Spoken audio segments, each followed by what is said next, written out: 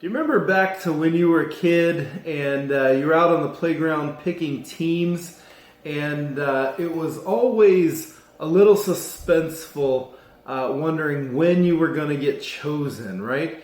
Maybe you were used to being the first person chosen. You felt like that said something about your abilities.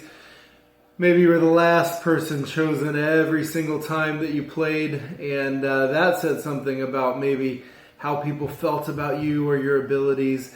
Regardless of where you fit in that hierarchy of being chosen, there is something special about knowing that you were chosen. And the Bible speaks a lot about us as believers as being ones who are chosen.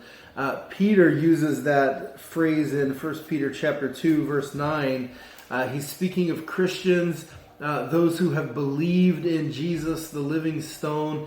He says that you are a chosen race. This is a very interesting phrase, and it tells us a number of things. And so if you are the kind of person that wonders about your value, your importance, your place in this world, this little phrase can tell you a lot about how God sees you. First of all, it does indeed let you know that you were chosen. You have been specially selected for a purpose. This tells me that it's not an accident. This tells me that also my salvation is not of my own doing. It's nothing that you could do. You didn't purchase your salvation. You didn't earn your salvation. You were selected and chosen by God. It talks about your value. Those who are chosen, something that is chosen, specifically selected, has great value.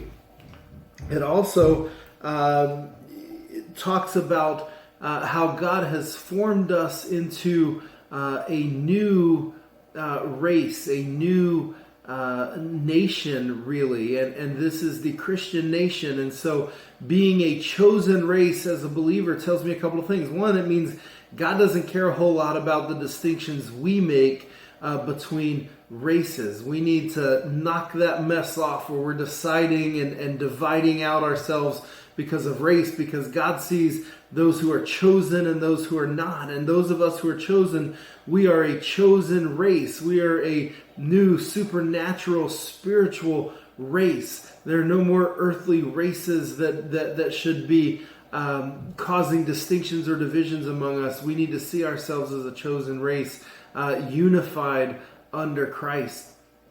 It also talks about my allegiance.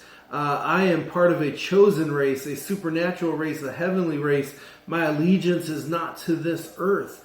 Your allegiance, you certainly should be submitting to your human authorities right now, but don't get so wrapped up in your earthly government. Don't get so wrapped up in being American that you forget you are a chosen race, a spiritual race, a supernatural race, a heavenly race. You have been chosen by God for something bigger than this world. And I think as we look at these verses and we think about the impact that being chosen for superficial things can have on us, this verse tells us you weren't just chosen to be on somebody's team. You weren't chosen for a game. You were chosen by the Almighty Creator God to be part of His special chosen race. And I urge you today, consider what it means to be chosen by God and act as one who is part of a chosen race.